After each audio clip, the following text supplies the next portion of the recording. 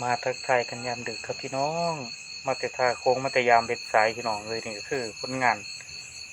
ยามเบ็ดสายยังขึ้นน้องใส่เบ็ดตะฟังกระไดพี่น้องปลาเวียนไฟไอเอียนตัวหนึ่งก็ง่ายเตออยู่ครับ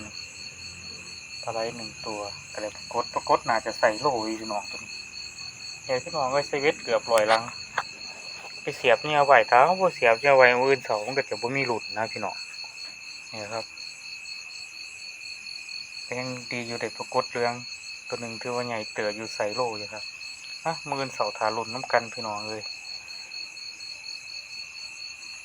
มือถาลุนน้ำกันทึ่งเบ็ด